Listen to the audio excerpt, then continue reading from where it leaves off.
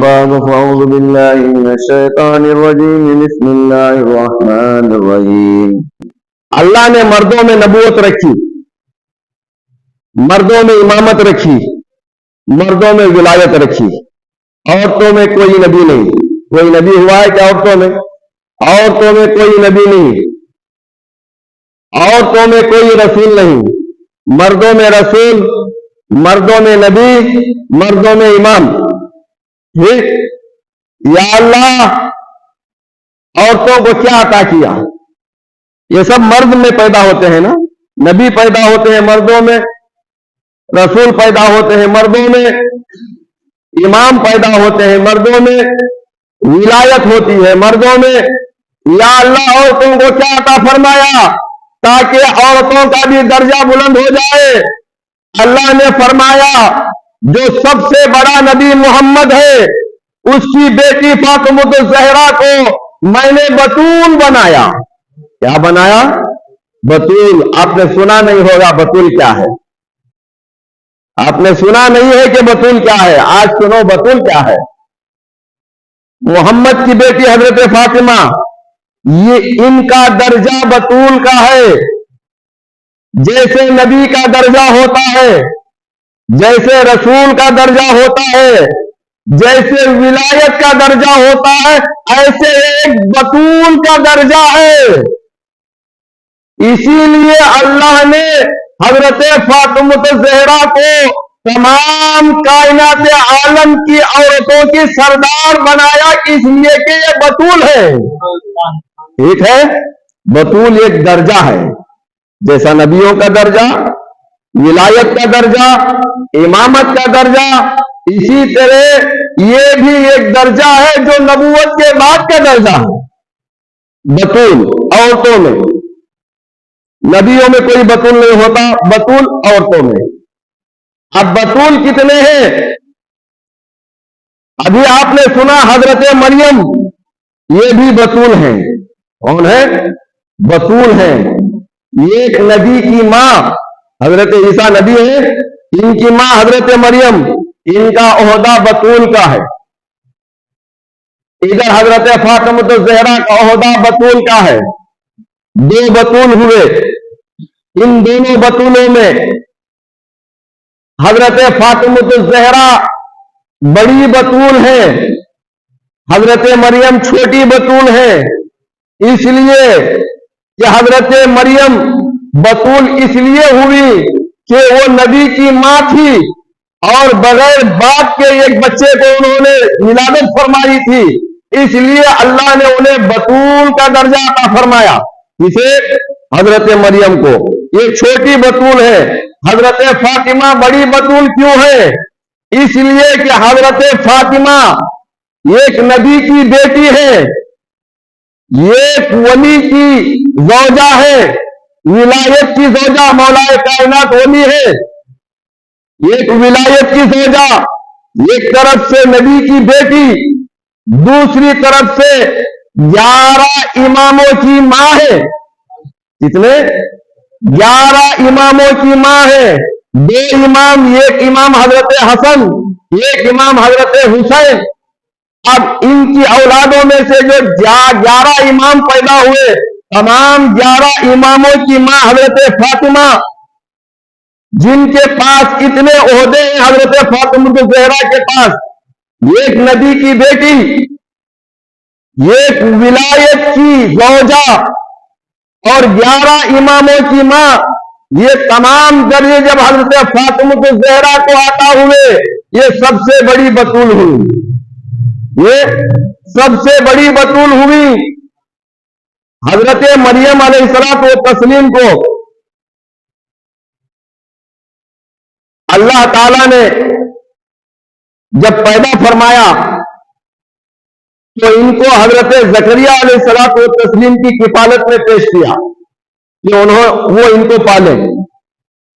حضرت مریم علیہ الصلوۃ والتسلیم ایک ایسی بتول تھی جو اللہ کی طرف سے دنیا کو یہ بتانا چاہتی تھی کہ اللہ اس بات پر قادر ہے کہ بغیر باپ کے بھی بچہ اللہ پیدا کر سکتا ہے۔ اب جس بچے کو حضرت مریم نے پیدا کیا بغیر باپ کے، ان کا نام کیا ہے؟ کیا نام ہے ان کا؟ حضرت عیسیٰ علیہ الصلوۃ والتسلیم۔ اب جب حضرت عیسیٰ بغیر باپ کے پیدا ہو گئے تو ان کے ماننے والوں نے انہیں خدا بنا دیا۔ کیوں خدا بنایا عیسائیوں نے ان کو؟ اس لیے خدا بنایا کہ ان کے باپ نہیں ہے، ہو نہ ہو ان کا باپ اللہ ہے، ہو نہ ہو ان کا باپ اللہ ہے۔ یہ سوچ کر ان کی قیاس آ رہی ہے، وہ سوچ رہے ہیں کہ باپ نہیں تو بچہ کیسا ہوتا ہے۔ اب بغیر باپ کے بچہ پیدا ہو گیا، دنیا نے مان لیا اور دنیا کو ثبوت ہو گیا کہ 4 دن کا بچہ بول اٹھا ہے۔ اب اس میں تو کوئی جھوٹی بات نہیں ہے، ہاں بغیر باپ کے تو پیدا ہو گیا، ہو نہ ہو اس کا باپ اللہ ہے۔ انہوں نے یہ سوچ لیا، یہ سوچ کر ایک عقیدہ گھڑ لیا، وہ اپنا عقیدہ چلاتے آ رہے تھے۔ 600 سال انہوں نے اپنا عقیدہ چلایا۔ 600 سال کے بعد اللہ کی رحمت کو گوارا ہوا کہ اب اس عقیدے کو مٹی میں ملانا ہے۔ اس عقیدے کو مٹی میں ملانے کے لیے اللہ نے محمد کو پیدا فرمایا۔ اس عقیدے کو، عیسائیوں کے اس عقیدے کو کہ حضرت عیسیٰ اللہ کا بیٹا ہے، اس عقیدے کو مٹی میں ملانے کے لیے اللہ نے محمد کو پیدا فرمایا صلی اللہ تعالی علیہ وسلم۔ جب محمد پیدا ہوئے اس کے بعد 40 سال کے بعد اعلان نبوت فرمایا اور تبلیغ بڑھنے لگی تو عیسائیوں کے بڑے بڑے پادری آنا شروع ہو گئے۔ بڑے بڑے ان کے پادری یعنی ان کے بڑے بڑے علماء کرام، جسے ہم اہل کتاب کہتے ہیں۔ قرآن کہتا ہے یا اہل الکتاب یا اہل الکتاب، جو جگہ جگہ قرآن میں یا اہل الکتاب آتا ہے یہ عیسائیوں کے لیے، یہودیوں کے لیے آتا ہے، اس لیے کہ عیسائیوں کے پاس بھی اللہ کی ایک کتاب تھی جس کا نام انجیل تھا، یہودیوں کے پاس بھی اللہ کی ایک کتاب ہے جس کا نام توریت و زبور ہے۔ ٹھیک، تو حضرت عیسیٰ کے ماننے والے بڑے بڑے علماء اکرام میرے رسول کے پاس آنے لگے۔ آنے کے بعد ان سے مکالمہ کرنے لگے، اے محمد صلی اللہ تعالی علیہ وسلم، آپ کہتے ہیں آپ اللہ کے رسول ہیں، ہم ہمارے نبی، ہم ہمارے عیسیٰ کو اللہ کا بیٹا مانتے ہیں۔ تو باتیں ہوئی، باتیں ہوتے ہوتے میرے رسول نے پوچھا تم حضرت عیسیٰ کو اللہ کا بیٹا کیوں مانتے ہو؟ انہوں نے کہا ہم اللہ کا بیٹا اس لیے مانتے ہیں کہ عیسیٰ کا کوئی باپ نہیں ہے۔ اچھا، باپ نہیں ہے تو تم نے عیسیٰ کو اللہ کا بیٹا مان لیا؟ ہاں، باپ نہیں ہے اس لیے مان لیا۔ تو اللہ کے پیارے رسول محمد صلی اللہ علیہ وسلم نے انہیں جوابی کارروائی میں سوال کیا، ذرا بتاؤ عیسیٰ کا باپ نہیں ہے تو تم نے اللہ کا بیٹا بنا دیا، حضرت آدم کے تو باپ بھی نہیں ہے ماں بھی نہیں ہے، انہیں کیا بناؤ گے؟ جواب تھا نا، سوال جیسا تھا جواب اللہ کے رسول نے ایسا پیش کیا۔ اب تم نے ان کا باپ نہیں دیکھا تو باپ اللہ کو بنا دیا۔ حضرت آدم کو پوری کائنات مانتی ہے کہ بغیر ماں باپ کے پیدا ہوئے، حضرت آدم کا نہ باپ ہے نہ ماں ہے، تو حضرت آدم کو کیا بولو گے؟ تو انہوں نے کہا نہیں، حضرت آدم اللہ کے خلیفہ ہیں، اللہ نے بھیجا تھا، ایک انسان تھے، انہیں ہم اللہ کا بیٹا نہیں مانتے، ہم حضرت عیسیٰ کو اللہ کا بیٹا مانتے ہیں۔ جب یہ دلائل پیش ہوئے، کئی سوال و جواب ہوئے اللہ کے رسول کے پاس، وہ عیسائی تھے، سوال و جواب کہاں ہوا ہے؟ مسجد کے اندر ہوئے۔ کہاں ہوئے؟ مسجد کے اندر۔ آج ہم کسی مسجد کے اندر کسی کافر کو، یہودی کو، عیسائی کو جماتے ہیں کیا؟ نہیں جماتے۔ میرے رسول اکرم صلی اللہ علیہ وسلم کہاں سوال و جواب کر رہے تھے عیسائیوں سے؟ مسجد میں۔ کیوں؟ یہ میرے رسول کا اختیار تھا۔ کیا تھا؟ یہ میرے رسول کا اختیار تھا۔ یہ بٹھائے، سوال و جواب ہوئی۔ سوال و جواب کے بعد بڑی دیر سوال جواب ہوئی۔ اب یہ بات تو آپ کو ماننا پڑے گا کہ جب دو طرف پڑھے لکھے لوگ ہوں، دو طرف ایجوکیٹڈ لوگ ہوں، کسی بات پر بحث ہو جائے تو یہ بھی دلیل پیش کرتا ہے، یہ بھی دلیل پیش کرتا ہے، نہ یہ ہارنا چاہتا ہے نہ یہ ہارنا چاہتا ہے۔ وہ عیسائیوں کی طرف سے جو وفد آیا تھا، بڑے بڑے ان کے پادری تھے، بڑے بڑے ان کے علماء تھے، اہل کتاب سے، کتاب جانے ہوئے لوگ تھے، وہ کتاب سے سوال و جواب کر رہے تھے، میرے رسول جواب بھی دے رہے تھے، الٹا ان سے سوال بھی کر رہے تھے۔ آخر کار 3 دن گزر گئے، ان باتوں کا کوئی نتیجہ نہیں نکلا. کیوں نہیں نکلا؟ اس لیے نہیں نکلا کہ سامنے والا اگر ماننا نہ چاہے تو آپ جتنے بھی دلیلیں پیش کریں وہ مانے گا نہیں. سامنے والا اگر ماننا نہ چاہے آپ جتنے بھی دلیل پیش کرو وہ مانے گا نہیں. اب وہ مانتے نہیں تھے. آخرکار اللہ نے فرمایا ہے حبیب ان سے کہاں بحث کر رہے ہو؟ قل تعالوا ندعو ابنانا وابناکم. اب جب ان کے پاس حق آ گیا، حق کے معلوم ہوتے ہوئے یہ مان نہیں رہے ہیں. ان پادریوں کو یہ یقین ہو گیا تھا کہ اللہ کے رسول کی بات صحیح ہے، یقین ہو گیا تھا ان کو، مگر ماننا نہیں چاہتے تھے. کیوں؟ مانیں گے تو ہمارا پورا عیسائیت گر جائے گی. عیسائیوں کے بڑے بڑے پادری ہیں، ہمیں لوگ پتھر لے کر ماریں گے. اتنے دن سے تم ہمیں یہ پٹی پڑھاتے تھے کہ حضرت عیسیٰ اللہ کا بیٹا ہے، آج کسی محمد کے سامنے سوال و جواب میں ہار کر آ گئے. ہماری قوم ہمیں پتھر لے کر مارے گی، اس لیے نہیں مانتے. آج بھی بہت لوگوں کو یہ معلوم ہے کہ اسلام حق ہے، مگر مانتے اس لیے نہیں کہ انہی کی قوم انہیں مارے گی. ٹھیک ہے. اب اللہ نے فرمایا حبیب ان کے ساتھ بحث نہ کرو، جتنی بحث ہونی تھی ہو گئی، اب ان کے ساتھ بحث نہیں ہے. یا اللہ پھر کیا ہے؟ اب ان کے ساتھ مباہلہ ہے. کیا ہے؟ مباہلہ، مقابلہ نہیں، مباہلہ. ایک ہے مکالمہ، ایک ہے مقابلہ، ایک ہے مباہلہ. مقابلہ کہتے ہیں ادھر سے تلوار لو ادھر سے تلوار لو، دونوں لڑو، یہ مقابلہ. ٹھیک. مکالمہ کہتے ہیں تم بھی سوال کرو تم بھی سوال کرو، جواب دو، بات سے بات ٹکرائے گی، اس کا نام مکالمہ. اب یہ مباہلہ، یہ کیا ہے؟ مباہلہ کیا ہے؟ مباہلہ یہ ہے کہ تم بھی ماننے کے لیے تیار نہیں ہو، تم بھی ماننے کے لیے تیار نہیں ہو، مگر دونوں کا ایمان اللہ پر ہے کہ نہیں ہے؟ دونوں کا ایمان اللہ پر تھا. حضرت عیسائیوں کا بھی اللہ پر ایمان تھا، رسول کائنات کا بھی اللہ پر ایمان تھا. اب دونوں اپنی اپنی باتوں کو مان نہیں رہے. اب یہ فیصلہ خدا کی بارگاہ میں ہو گیا. اب اس کا فیصلہ خدا کرے گا. کیسے؟ ایک میدان میں آ جاؤ. اللہ کی طرف سے آیت آئی، ایک میدان میں آ جاؤ. قل تعالوا ندعو ابنانا وابناکم ونساءنا ونساءکم وانفسنا وانفسکم ثم نبتہل فنجعل لعنت اللہ علی الکاذبین. کیا ہے اس کا معنی؟ اے حبیب ان سے کہو تم اپنے بیٹے لاؤ، ہم اپنے بیٹے لائیں گے. کہاں؟ میدان میں. تم اپنی عورتیں لاؤ، ہم اپنی عورتیں لائیں گے. تم اپنی جانوں کو لاؤ، ہم اپنی جانوں کو لائیں گے. ہم تم پر لعنت کریں گے، تم ہم پر لعنت کرو. لعنت اللہ علی الکاذبین، جو جھوٹا ہوگا اس پر اللہ کی لعنت آئے گی. یہ فیصلہ کس کے اوپر ہو گیا؟ اللہ کے اوپر چھوڑ دیا گیا. اب ایک دن مقرر ہوا، جس دن میدان مباہلہ میں جانا ہے، ایک دن مقرر ہوا. عیسائی بھی بن ٹھن کر بڑے بڑے اپنے پادریوں کو، علماء کو لے کر میدان میں آ گئے. اب میرے رسول آنا ہے.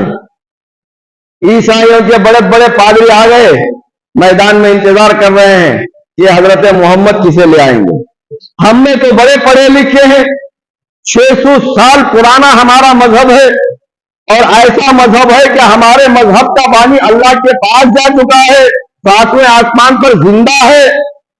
اور ایسا مذہب ہے کہ جس مذہب کا بانی حضرت عیسیٰ بغیر باپ کے پیدا ہوا ہے.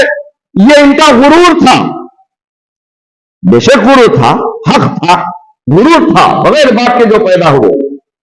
تو یہ سب کو لے کر بیٹھے ہوئے تھے. دیکھا آج سامنے سے کون آ رہے ہیں، محمد کسے لے آئیں گے. اس لیے کہ اللہ کی آیت تھی تم اپنے بیٹوں کو لاؤ، ہم اپنے بیٹوں کو لائیں گے.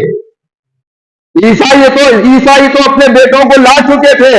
اب دیکھ رہے تھے کہ محمد کن بیٹوں کو لائیں گے، اس لیے کہ محمد کے بیٹے ہی نہیں ہیں، محمد کے بیٹے نہیں ہیں. اب کن بیٹوں کو لائیں گے؟ 3 بچے تھے میرے رسول کے بیٹے تھے. कम सिनी की उम्र में अल्लाह ने उन्हें मौत अता फरमा दी, बड़े नहीं हुए। अब बेटों को लाएंगे तो किसे लाएंगे, औरतों को लाएंगे तो किसे लाएंगे। दुनिया देख रही थी कि हजरत आयशा को लाएंगे, हजरत हफ्सा को लाएंगे, खदीजतुल कुबरा को लाएंगे, बेटों की जगह किसे लाएंगे। दुनिया देख रही थी, ईसाई देख रहे थे। देखा उधर से एक काफिला छोटा सा निकल कर आ रहा है, सामने मोहम्मद हैं, रसूल करीम सल्लल्लाहु अलैहि वसल्लम सामने मोहम्मद हैं, पीछे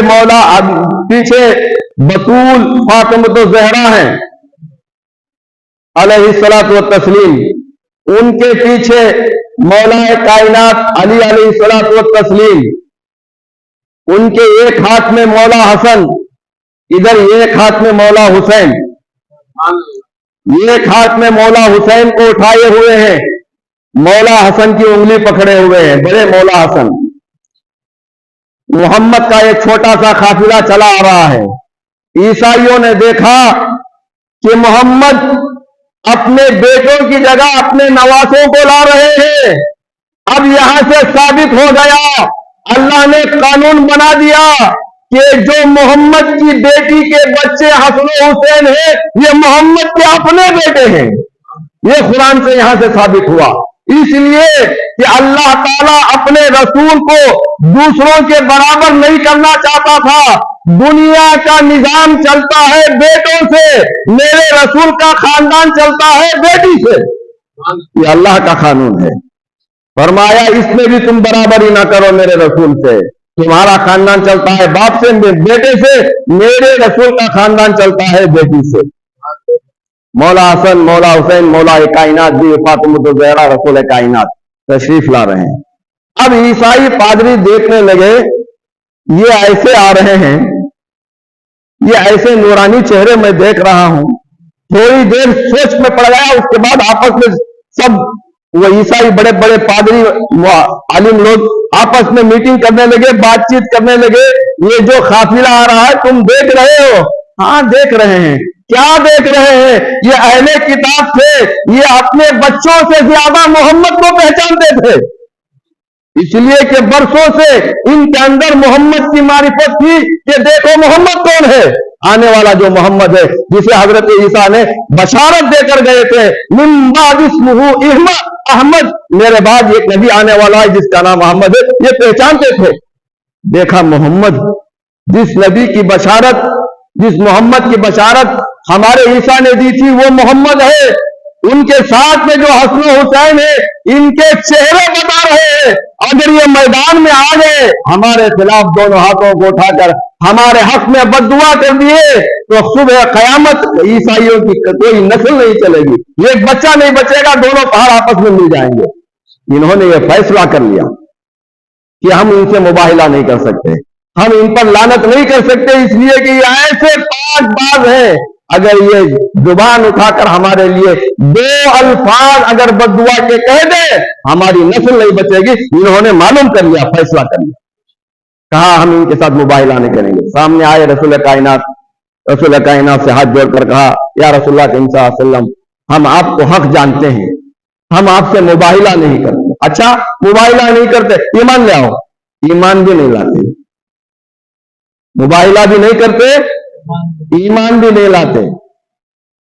अब मेरे रसूल को मालूम था कि ये क्यों ईमान नहीं ला रहे हैं। क्यों नहीं ईमान ला रहे हैं? इसलिए कि इनकी कौम पत्थर मारेगी इनको। अब तक क्या पट्टी पढ़ाते थे हमें तुम, अब ये क्या कह रहे हो? अल्लाह की किताब को, अल्लाह की तरफ से आई हुई किताब को तुमने रद्दो बदल कर दिया, ऐसी पट्टी पढ़ाकर आज तुम हार मान रहे हो। अब क्या करेंगे? खुफिया मेरे रसूल के साथ बातचीत हुई, कहा क्या होगा, ईमान नहीं लाओगे? नहीं ईमान नहीं लाएंगे। फिर क्या? हम आपको जिजिया अता करेंगे। क्या अता करेंगे? जिजिया यानी टैक्स अता करेंगे।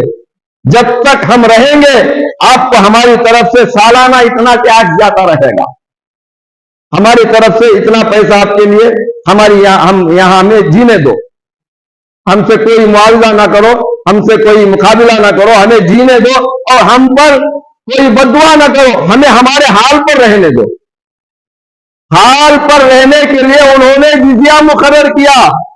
کہ ہم جزیہ دیں گے، تمہاری طرف سے کون ایسا ہے جو ہر سال ہمارے پاس آئے اور ہم سے جزیہ لے کر جائے؟ رسول کائنات صلی اللہ علیہ وسلم نے ایک صحابی رسول کو جزیہ لینے پر مقرر کر دیا۔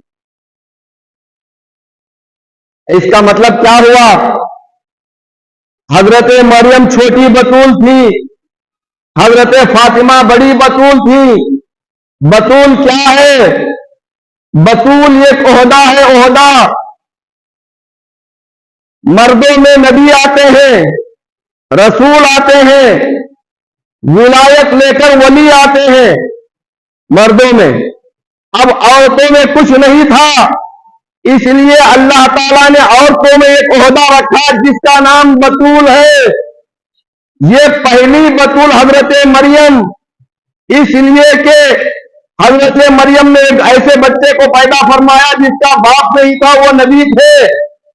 ایک نبی کی ماں حضرت مریم، یہ چھوٹی بتول، ایک نبی کی بیٹی حضرت فاطمہ، یہ بڑی بتول۔ بڑی بتول اس لیے ہے کہ حضرت مریم کے پاس ایک نبی ہے، صرف ایک نبی، اس کے بعد ان کے لیے اعزاز و اقارب کے لیے کچھ نہیں ہے۔ ادھر سپورٹ کے لیے حضرت فاطمہ کے پاس ایک نبی محمد ہے جو پورے نبیوں کے سردار ہے، یہی کافی تھا بڑی بتول ہونے کے لیے۔ مگر اللہ نے اضافتاً فرمایا، اے فاطمہ تیری بڑی بتول ہونے کے لیے ایک تو تیرا باپ نبی محمد رسول اللہ صلی اللہ علیہ وسلم ہے، اور دوسرا تیرا شوہر، تمہارا شوہر ولیوں کا سردار مولائے کائنات ہے۔ دوسرا اعزاز،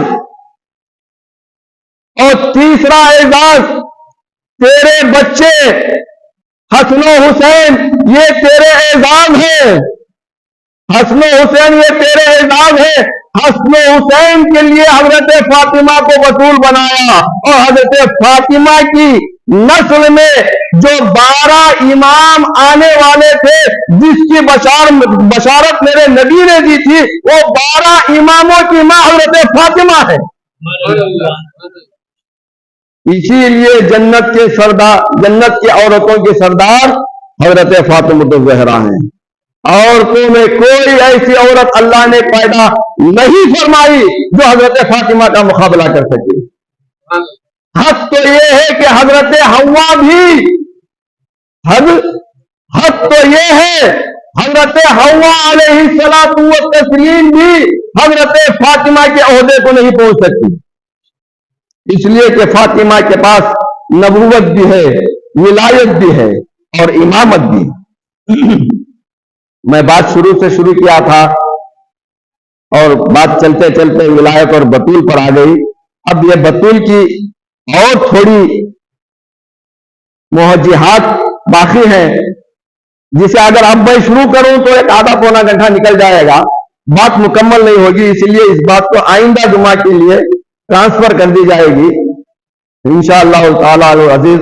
آپ لوگوں سے درخواست ہے کہ 10 منٹ 15 منٹ جمعہ کے لیے نکالیں۔ جمعہ عید المومنین ہے، ہمارا عید کا دن ہے، آج کیا کاروبار کرنا کیا نہیں کرنا، اللہ کے واسطے ہمارے دلوں میں ایک فیصلہ کریں۔ ہم جمعہ کے دن کچھ کمائیں گے نہیں، جمعہ کے دن کچھ کمائیں گے نہیں، کوئی کام نہیں رکھیں گے، جمعہ کے دن اللہ کے لیے وقف کر دیں گے حضرت آدم کی ولادت کے لیے۔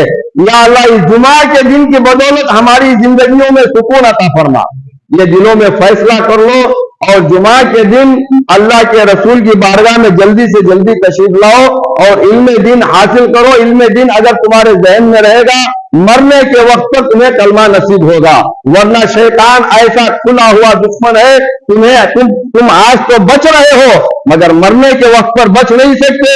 مرنے کے وقت پر ادھر اسرائیل کھڑے ہوں گے، ادھر شیطان کھڑا ہوگا۔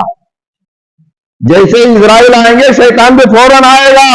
اسرائیل روح نکالنے میں ہوں گے، شیطان تمہارا ایمان نکالنے میں ہوگا۔ آپ نے وہ واقعہ نہیں سنا ہے کہ ایک اللہ کے ولی جو پوری دنیا کو سبق دیتے تھے، آخرکار جب ان کی نزا کا عالم ہوا، شیطان آ گیا۔ ان کا نام امام رازی علیہ الرحمہ ہے، جنہوں نے بڑی بڑی کتابیں لکھی ہیں۔ امام رازی उनके आखिरी वक्त में शैतान आकर बहकाने लगा, है इमाम राजी, बड़ी बड़ी तूने किताबें लिखी, अब तेरा जाने का वक्त है, अब तेरा आखिरी वक्त है, बता तूने अल्लाह को एक माना है तो क्या दलील है तेरे पास? अगर हजरत राजी अलैहिर्रहमा शैतान को ये कहते हैं कि मेरे पास दलील नहीं है, तो फिर इनका ईमान जाने का खतरा था।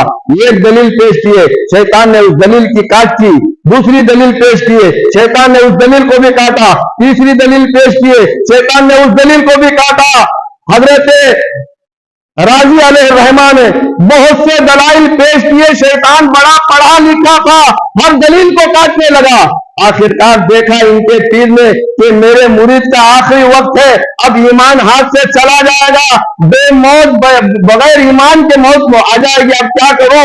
उधर से उनके पीर वजू फरमा रहे थे, वहीं से लोटा उठाकर फेंका और कहा, है राजी, शैतान के सवालों के जवाब कहां दे रहा है? शैतान से इतना कह देना, मैं अल्लाह को जो एक मानता हूं बगैर दलील के मानता हूं। अल्लाह को एक मानने के लिए मुझे किसी दलील की जरूरत है, ये कह देना। इमाम राजी ने जब ये कहा, ऐ शैतान लईन, मुझे अल्लाह को एक मानने के लिए किसी दलील की जरूरत नहीं है, वहां से लाहौल पड़ता हुआ दूर भाग गया। ईमान का बचाना बड़ी मुश्किल है। हम हजारों दिन नमाज और रकात वकात हज वगैरह सब करते हैं, आखिरी वक्त पर हमारा ईमान निकल गया, ये तमाम की तमाम नमाजें रिजेक्ट हो जाएंगी, यानी डिलीट भी हो जाएंगी। डिलीट का एक बटन दबाया, पूरे चले गया, फिर मिलेगा नहीं वो। ये ईमान का आखिरी वक्त है, इस वक्त पर ईमान बचाना है, इसलिए हम दुआ करते रहते हैं, या अल्लाह हमारा आखिरी वक्त ईमान सलामत रखे। ये दुआ इसलिए ही करते हैं कि आखिरी वक्त हमारे साथ लड़ने के लिए शैतान आ जाता है, जब इजराइल आते हैं। अल्लाह ताला से दुआ है कि अल्लाह ताला अपने पंजतन पाक के वास्ते से, अपने प्यारे रसूल के वास्ते से, या अल्लाह हमारे मौत के वक्त पर हमारे ईमान की सलामती फरमा। आमीन सुम्मा आमीन। वाखिर दवाना अल्हम्दुलिल्लाहि रब्बिल आलमीन।